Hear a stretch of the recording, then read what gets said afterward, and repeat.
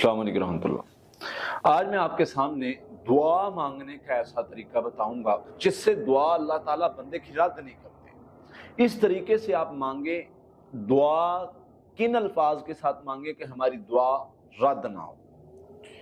سب سے پہلے تو یہ ہے، اللہ تعالیٰ فرماتے وقال ربکم ادعونی استجب لکم، میرے بندو مجھے پکارو، میں تمہاری پکار کو سنوں گا، میں تمہاری دعا کو سنوں گا، مجھ سے مانگو۔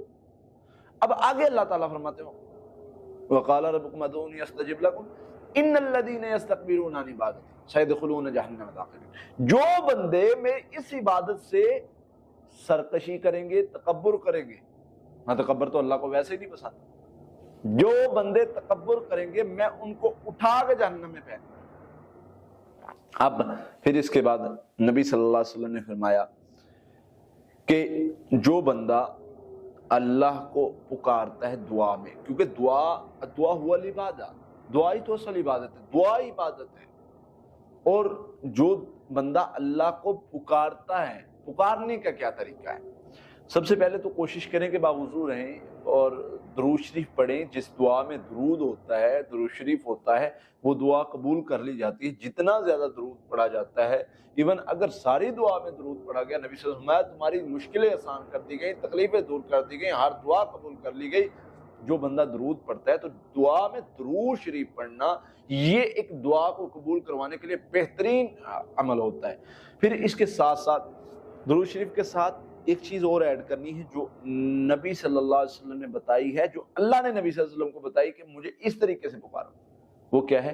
قل ادعوا اللہ عبد الرحمن۔ اللہ فرماتے ہیں قل ادعوا اللہ عبد الرحمن ایما تدعوا فلہ الاسماء الحسنى، اللہ کو اس کے پیارے پیارے ناموں سے پکارو۔ نام اللہ کی جو صفات ہیں، یا اللہ، یا حنان، یا اللہ، یا منان، یا ذی الجلال والاکرام۔ اللہ نبی صلی اللہ علیہ وسلم سیدہ عائشہ کو فرما رہے ہیں میں تمہیں ایسے الفاظ نہ بتاؤں جو تم پڑھ کے دعا مانگو تو اللہ دعا رد ہی نہیں کرتے۔ یہ وہ الفاظ ہیں، اللہ کے پیارے پیارے نام۔ تجاوز نہ کر رہا ہو بندہ دعاؤں سے، یعنی دعا میں جلد بازی نہ کر رہا ہو اور وہ دعا نہ مانگ رہا ہو کہ جو پاسبل نہیں ہے، یعنی اللہ جو ہے وہ مجھے فلاں چیز بنا دے، بھی جو ممکن اللہ اپنے اصولوں کے خلاف نہیں چلتے، اللہ اپنے اصولوں کے خلاف نہیں چلتے۔ ہاں دعا ممکنات والی ہو اور ان الفاظ کے ذریعے مانگی جائے۔ اب شادی شدہ بندے کے بارے میں بندہ دعا کی جا رہا ہے یا اللہ میری اس سے شادی کروا دے، بھائی وہ تو پہلے شادی شدہ ہے، تو اس طرح کی دعا نہ ہو، دعا میں لمٹ سے گزرنا نہ ہو، اور ان الفاظ کے ساتھ دعا مانگی جائے درود شریف پڑھ کے۔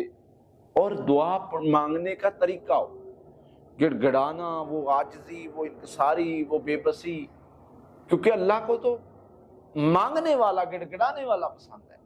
تو اس طریقے سے مانگے اور ان الفاظ کے ساتھ مانگے، انشاءاللہ اللہ تعالیٰ آپ کی دعا کو رد نہیں کریں گے، آپ کی دعا قبول کر لی جائے گی۔